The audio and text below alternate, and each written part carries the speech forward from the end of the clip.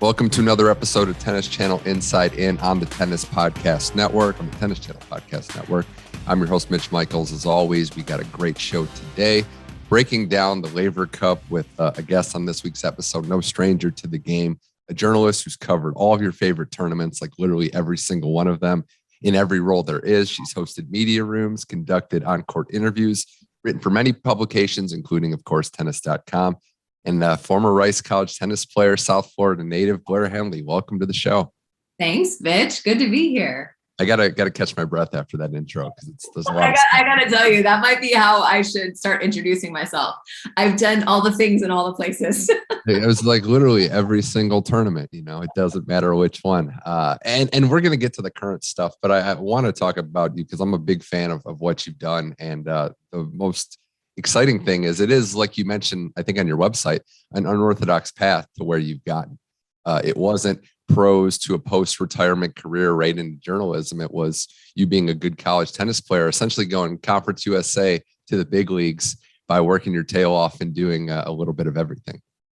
Yes, definitely a lot of hard work mixed in, but I remain very thankful. I just feel like God has opened doors for me in the sport of tennis. And as you know, tennis is a small world, which can be frustrating, but can also be great because as soon as you sort of build a reputation for yourself as a hard worker who's going to do research and hopefully knows their stuff, that word in theory travels, and that's been great for me in the sport of tennis, and I'm extremely thankful.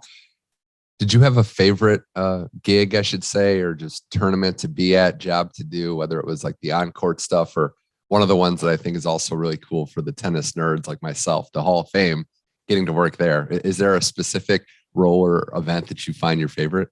Well, I don't know if sending you ESP notes on that. I love Newport, absolutely love it. And people are like, wait, really? That's your favorite tournament? But the combination of the grass court tennis after sort of grass court season has wrapped, I call it the unofficial end to grass court season, or the official end, I guess I should say. But you get the fans love it. You're up close and personal to the tennis. And then you also get to be there for the induction every year, which again, as you said, for the tennis nerds, it is the coolest thing ever. And that's been one of my favorite sort of extracurricular job assignments, has been doing their little museum minute segments. So I get to highlight different little bits from different little artifacts from the museum, which has been so fun and educational. So I love it. There's so much to uncover about this sport and its history that even someone like yourself that's been a fan and been playing it and teaching it with the instructional videos and whatnot, you walk the halls and I'm assuming it's, wow, I didn't even know this was a thing or this was possible. Many things I did not know were things until you get a chance to see them in the International Tennis Hall of Fame. Highly recommend if you've never made the trip to Newport, anyone listening, it is the best money you'll spend if you're a tennis lover. I also appreciate the fact that you are, a hustling journalist in the sense that you'll go to these events, you'll put in the time to get the access and really follow. And that went with the Laver Cup this past weekend in Boston. You made the trip out there. Same weekend as the Ryder Cup too. So I thought that was cool. We had this like team competition in these sports that don't normally see it. But what was the, I guess, buzz like, for lack of a better word? It was in Boston, the Northeast. It doesn't have many tennis events, but has a thick history of sports fandom. What was the buzz like for the fans walking the grounds at the matches, getting ready to watch such elite tennis? Sure. Well, just a little bit of context. So I've done one other Laver Cup. I did Chicago in 2018, and I was sort of more on the broadcast side. So I was a little further removed from what was happening in the hallways, in the locker rooms. In Boston, I was doing a combination of on-camera work for some of the event sponsors and also doing the majority of their Instagram stories. And so where there was action, there was me trying not to look like a stalker behind the actual cameras with cell phone in hand.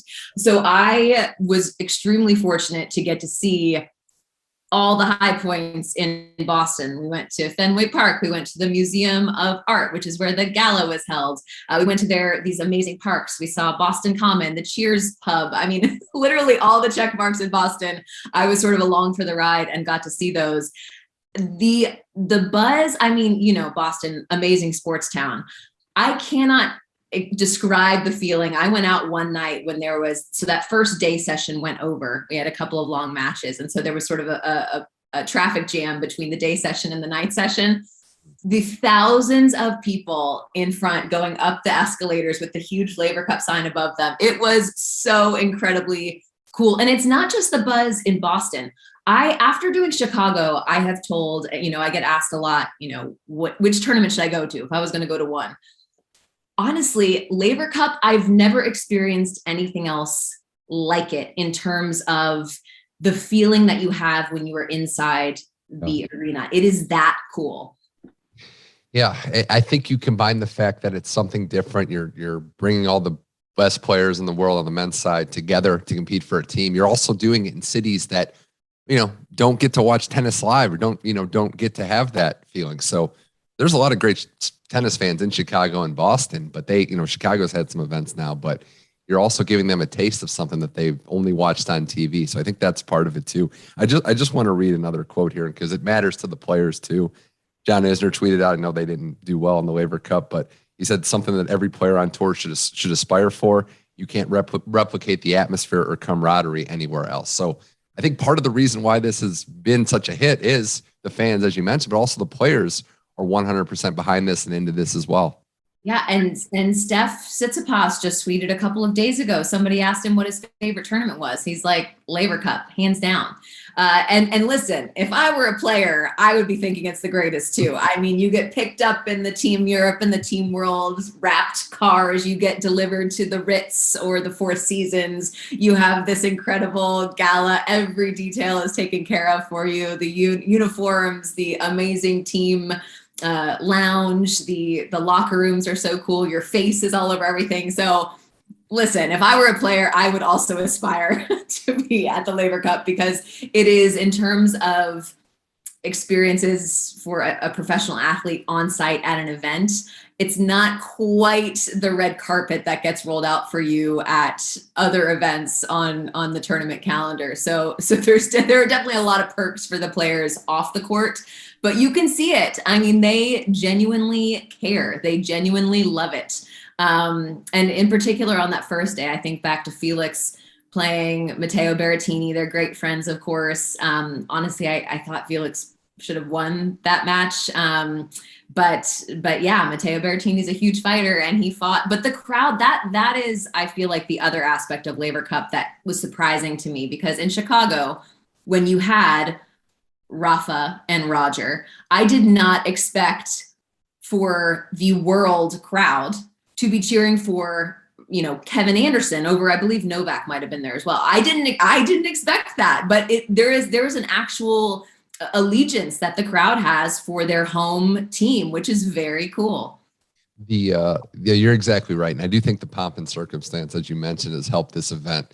It's also given the players an opportunity to show their personality. And, you know, there might be players like the Kyrgioses or Tsitsipas that already have shown a little bit of that before. But what stood out to me was the players that you don't normally see showing that side of them. Two in particular, and I just want to get your thoughts on this. Diego Schwartzman was just a hit all week. Hilarious guy. I don't think many people realize that. But Rublev as well was somebody that, I don't want to say has come out of his shell, but has been given an opportunity to just show how funny and exciting he is, not just the Russian that hits a hard forehand and screams all the time. So I thought that was good as well. It was so cool. I will tell you, so a little background on Andre Rublev for me personally. So 2019 was the first time I ever did anything specific with him. I think we might have done a couple of post-match interviews, but that was it. But I was told in 2019 in Cincinnati, hey, we need you to do a Q&A in one of the sponsor suites, and the player is going to be Andre Rublev. And I was like, I don't know how that's going to translate in a really small room, probably with a lot of people, but we'll see how it goes. Yeah. Let me just tell you, he had the place rolling with laughter. I mean, he was entertaining. He was insightful. He had just beaten Roger Federer. So it was, you know, a moment for him. But I left that Q&A, which again, those Q&As are, you do them at every tournament, and they're usually pretty casual and kind of throwaway sort of events. But I left and I was like, oh my gosh, I had no idea. And I feel like that is sort of the moment that everyone else is collectively having with Rublev, and maybe did have at Laver Cup, because when it was his turn to hold the Laver Cup for the crowd at the end, when they were doing all the celebrations, he hoisted that thing. Louder applause for Andre Rublev than anyone else on Team Europe. So I feel like the consciousness, we're starting to get to the place where we can appreciate the fact that Rublev not only is fun to watch, not only can he play doubles, but he's got a great self-deprecating sense of humor, and he's so down to earth behind the scenes too.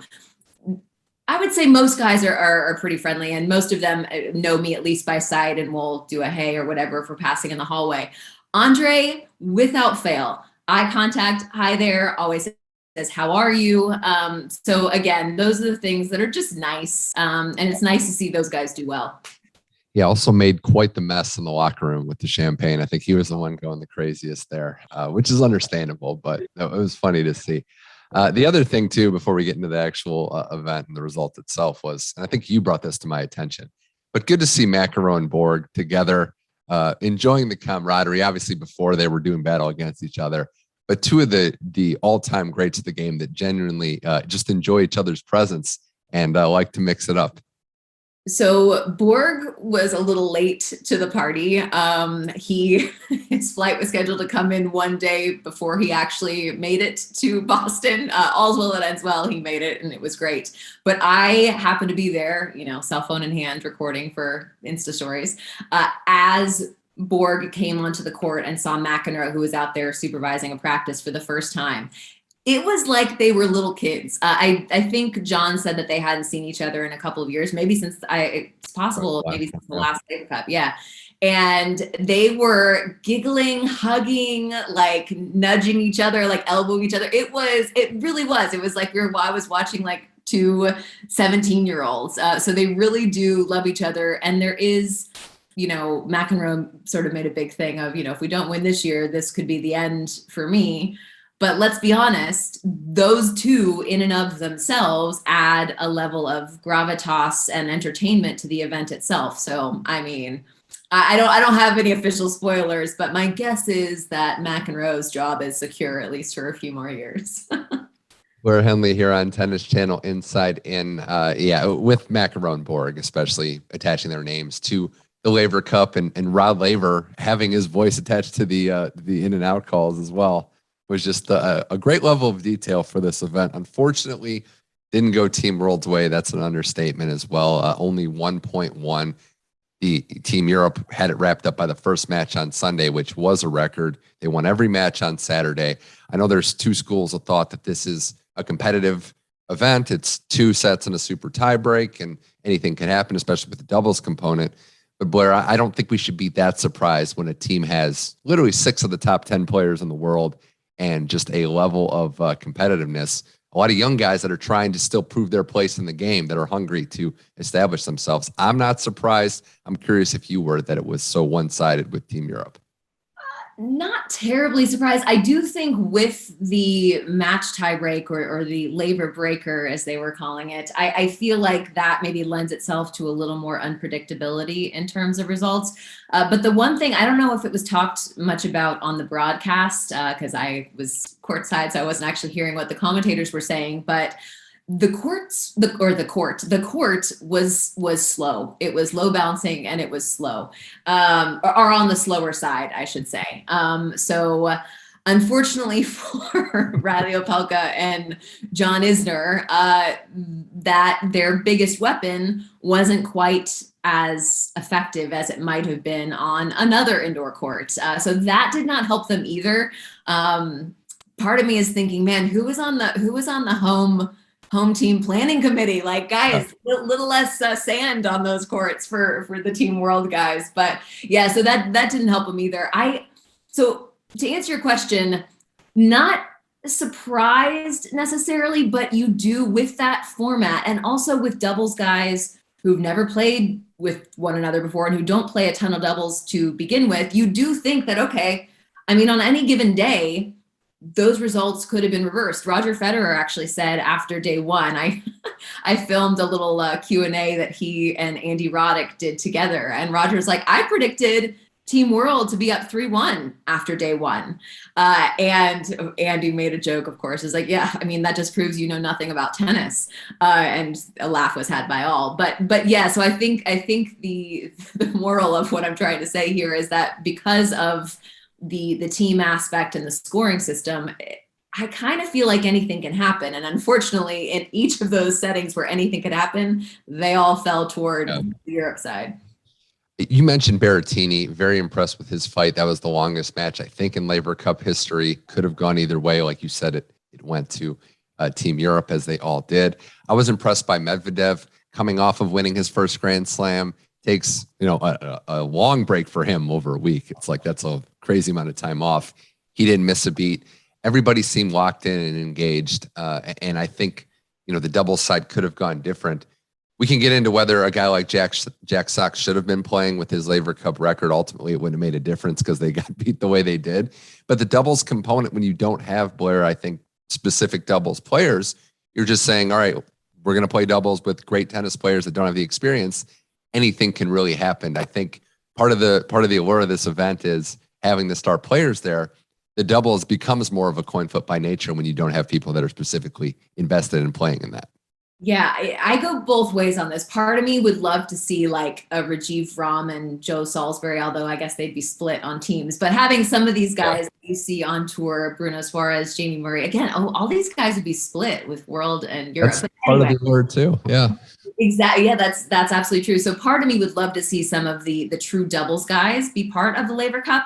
On the other hand, I like seeing Andre Rublev play doubles with Stefanos Tsitsipas. That is also entertaining to me in its own way, because you're like, how is this going to go? I like seeing, Isner and Kyrgios playing together. So I go both ways. On one hand, I'm like, listen, if you've watched the doubles specialists play doubles at any tournament, it is some of the most entertaining tennis you'll see.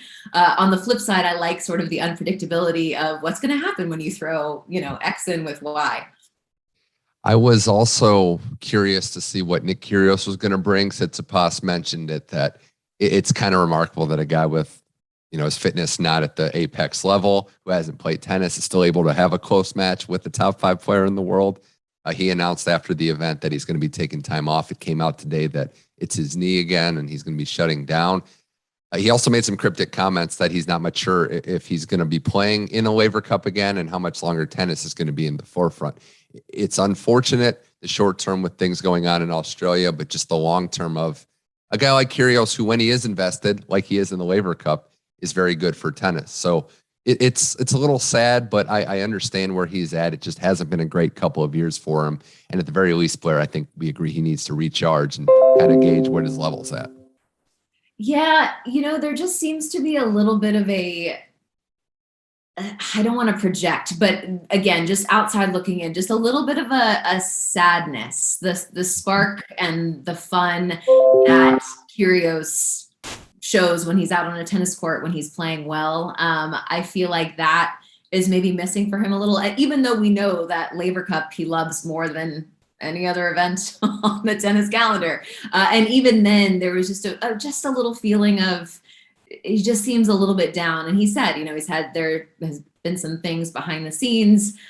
He's struggling with some things off court, and fully support him taking the time he needs to get right mentally before he tries to get right physically, or sort of in the midst of getting right physically. So, I hope that, and I don't think he's the only Australian who is heading home and staying home for a while. And, listen, let's hope he can plug in and recharge, as you said.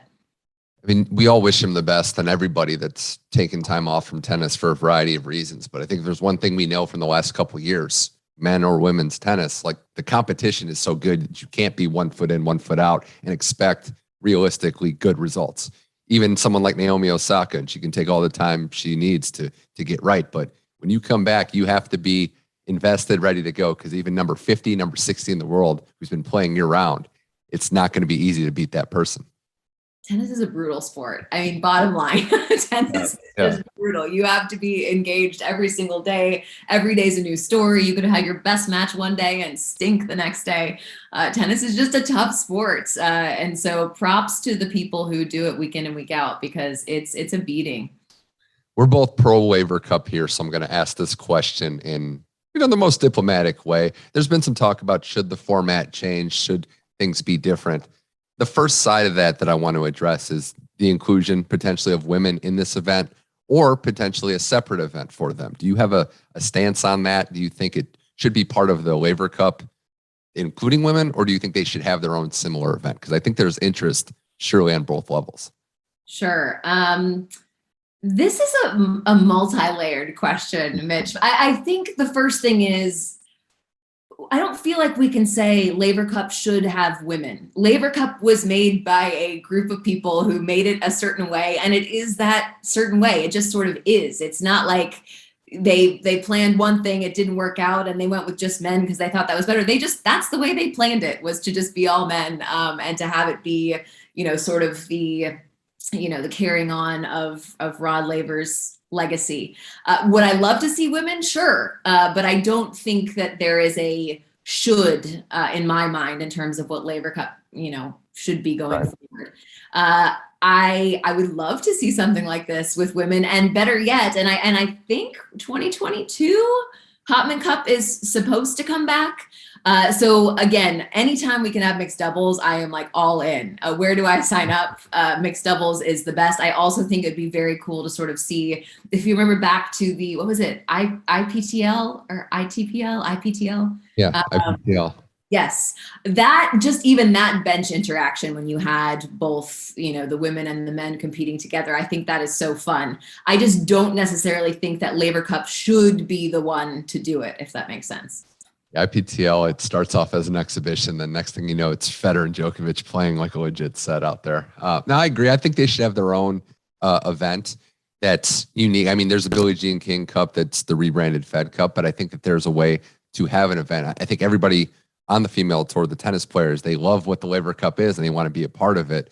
I think there's an avenue to create a women's-specific tournament and really get everybody going there as well. As far as the current format as is, do you think there should be maybe some retooling? I know the big talk was, is Russia really part of Europe or not? And there's that. But or do you just think it is the way it is, and eventually over time, world will break through? I'm an it is the way it is person. I think I fall into that camp, and listen, work a little harder, Team World. No, I'm just kidding. They put it all out on the line, but I do. In some ways, I feel like that narrative is World going to do. Is this going to be the year World does it? I think that's kind of interesting in its own way. And who knows who in the next few years, Felix is still so young. Most of that team is so young. So I definitely don't think it's Team Europe's going to win forever, and that's a given. So I think it's kind of fun to see if Team World can figure it out. I think that's part of the interest to me. Some young players that might make their way through. I agree. I think regardless of the one-sided defeat, it was a fun event. Good to see, as you mentioned, Roger Federer, Andy Roddick, and Monica Seles there as well. Yes. Who I encourage all young people to look up her, because it's very hard to state just how good she was. She's kind of like the Bjorn Borg of her generation. I think it was 8 slams before she turned 20 or something like that. Just look up Monica Seles for the young youth out there. There you go. Well, interestingly, I learned at Laver Cup at the gala, Tony Godsick, Roger's agent, stood up and spoke. And he said that Monica was there as his guest, in part because Monica was the one who had sort of pointed him in Roger's direction, or had introduced him to Roger. So that was kind of a cool little piece of the backstory that I did not know going in. So I think maybe, as Tony said, he's like, I owe a lot to Monica Seles. That's a lot of dinners, that's for sure, for that one. That is great. More with Blair Henley here on Tennis Channel Inside In. A couple more things outside of the Laver Cup I wanted to get your opinion on. Indian Wells on the horizon. Some players in for this fall, unique timing of the event. Some players out. Unfortunately, there's not going to be Naomi Osaka. There's not going to be Serena Williams, and now no Ash Barty. That last name, Barty, not playing. unfortunate but understandable. Has been on the road since Miami, living out of a suitcase, and is probably going to go back home and miss the WTA finals now being held in Guadalajara. It does sting that Barty's not going to be there. But again, a player that needs the recharge and, has bigger things on the horizon. But I'm going to feel it not having her at this event where the world's just kind of getting to know and getting to love Ash Barty these last couple of years. I know. Well, I think if there's one thing the US Open has taught us, in particular on the women's side, is we love having our big names, but tennis is going to be just fine. And the tennis is going to be compelling. And there are a whole lot of personalities and great game styles and fun players to watch on down the line. It's been the story of the women's game for the past several years. It's just how insanely deep it is. But I do think it was nice to see the final between Leylah Fernandez and Emma Raducanu, and to have sort of like the inside tennis people, I feel like, knew the value of that. I feel like seeing that and seeing the packed Arthur Ashe Stadium for that women's final was sort of the world's sort of understanding, or the tennis fans at large, the people who are sort of outside that inner ring, who were saying, oh yeah, well, this is fun. And, this two stars were born, and that was really cool in itself. Raducanu, you mentioned, she's going to be at Indian Wells, getting a wild card, which is hilarious to think about, that the U.S. Open champ needed a wild card because she just hasn't played these events. In Raducanu, I wanted to get your take on something else. You win a Grand Slam, expectations are going to mount. She's become the it girl in tennis, and for a lot of reasons, Great British are hitching their wagons to her, deservedly so. You wonder if we're pushing too much too soon. It's tough when your life changes when you win a Grand Slam. But on the other hand, Blair, even through qualifying all the way through, it didn't look like a fluke. It didn't look like this was a flash in the pan. She didn't lose a set and won very convincingly. So what should realistic expectations be for 18-year-old Emma Raducanu? I think the realistic expectation should be she's going to take one match at a time. And I think that should be her expectation. And I do think, if what she says out loud is to be believed, I think she is sort of taking it literally one match at a time. And I think she is going in with the understanding that she's doing all of this for the first time. And so I do think she's giving herself a little bit of leeway. I think that we should be doing that for her as well. Just in the back of our minds, remember, she's so young. This is all brand new to her. And it's brand new to her with people, I'm sure, in Indian Wells are going to be peering over the side of her practice court. I'm sure there are going to be people lined up around the block for autographs, if that's allowed in Indian Wells, which it may not be, but selfies, whatever it is. I think that we just have to keep in mind what the actual scenario is here, because it is so wild that a player could even be in this scenario. So I think we should check ourselves for sure. Yeah, there's still a lot of miles on her tennis journey left, even though it started out with the greatest success possible. The rest of the field looks pretty good, Blair, and I'm just more curious what a fall Indian Wells is going to look like. Do you expect it to be a little different? Do you think the conditions will line up? It's still tennis paradise, but just a little different this year. That's a great question, Mitch. I have no idea. I'm actually pulling up my phone right now because I want to see what on my phone. And I have every city that I travel to. I have. Yeah. So let's see. So Indian Wells next week, still highs in the 90s. So I don't foresee it being that much different in terms of conditions. But it is different in terms of the mileage on the players at this point in the year. Usually players are fresh at Indian Wells. We're now toward the end of the season, so less fresh. I think that is probably the biggest factor to me in terms of how things will play out. I am so sad I'm not personally going to be there this year. Decided to take some time home with the kids after a crazy September for me, but I'll be watching from afar and I will be very interested. Earlier in the year, you're building towards something. You're trying to set your year up. This is the tail end. No, it's true. And I just remember the first time I went there, not understanding the temperature drop that desert night. So, go from sweating and then you're freezing within a couple hours. So we'll see if that evening, if some wind gets going, if that's going to change, but it's still going to be tennis paradise. So we have that. We do. If I were there, even in the spring, I bring my puffer jackets. No joke. It is like I'm in tank tops, and then my puffer jacket is hanging over the back of my chair so I can throw it on at night. I was a rookie at first and didn't realize all that, so I paid the price that first trip. Last thing, Blair, and this has been a joy chatting with you. We mentioned the WTA Finals in Guadalajara. A lot of the tennis calendar still affected by COVID, specifically the women's side. There's the events in Chicago, a 500 this week. The men have the new event, 250 in San Diego. I've just been very impressed with the players, the organizations, the people behind the scenes that really fought to keep this tennis schedule, this tennis train, if you will, going, because it wasn't easy. It could have been tough for a lot of players in that middle ranking realm, I should say, to continue to make a living and make money. But hats off to the people behind the scenes for making this happen, for the players committed to finishing out a year in unconventional methods and new tournaments. Yeah, I sure would not have wanted to be a decision maker over the past year and a half. I was glad I could just send an email and be like, do you need me? Because I just don't envy those people who had to make decisions who are still having to make decisions.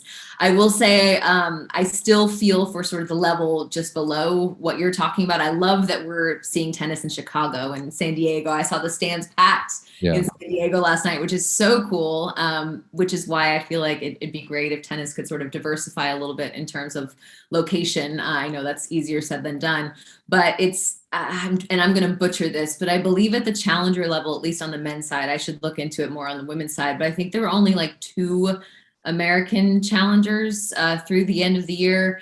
Again, I need to go fact check that, but I believe that's what I was hearing from some of the challenger guys, and that those are the guys, on the men's side, and of course the women are in a similar boat.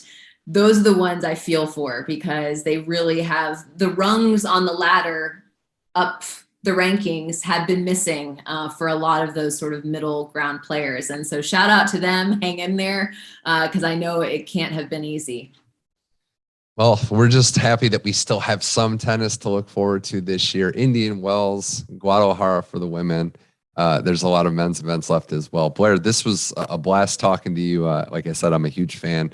We'll follow you at different tournaments. Upset you're not going to be at Indian Wells, but when I do go to the Tennis Hall of Fame, I'm going to be texting you for recommendations. So make sure your phone's on and you're ready.